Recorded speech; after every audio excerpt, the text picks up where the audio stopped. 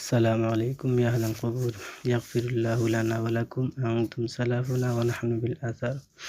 উপমহাদেশের প্রখ্যাত শাইখুল হাদিস আল্লামা রিয়াসাত আলী জহুরী রহমতুল্লাহি আলাইহি এখানে শায়িত আছেন। সৌভাগ্য হয়নি হুজুরের কাছে পড়ার, কিন্তু সৌভাগ্য হয়েছে হুজুরের ছাত্রের কাছে পড়ার। হুজুরের রওজা মুবারক জিয়ারতে আসলাম। এখন হুজুরের অবদান অনেক আছে। হুজুরের মাধ্যমেই হানাফি মাদ্রাসা প্রতিষ্ঠিত হয়েছে এবং হানাফি চৌগরে মহিলা মাদ্রাসা বানাত হুজুর নিজেই উদ্যোগ নিয়েছেন, আর সিলেটের মাঝে প্রথম মহিলা মাদ্রাসা হয়েছে এটি।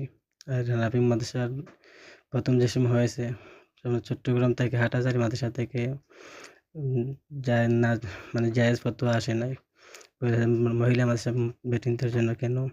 হুজুর নিজেই উদ্যোগ নিয়েছেন যে কিয়ামতের দিন যদি আল্লাহ তাআলা আমাকে ধরেন তাহলে জবাব কি দিব।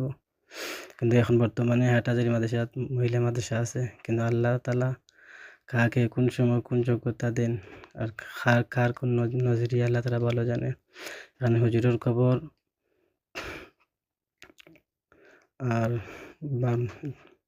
হুজুরের বাম দিকে আছে হুজুরের সাহেবজাদা হযরত মাওলানা ইয়াহিয়া আহমদ শাহ কাসেমী রহমতুল্লাহি আলাইহির কবর।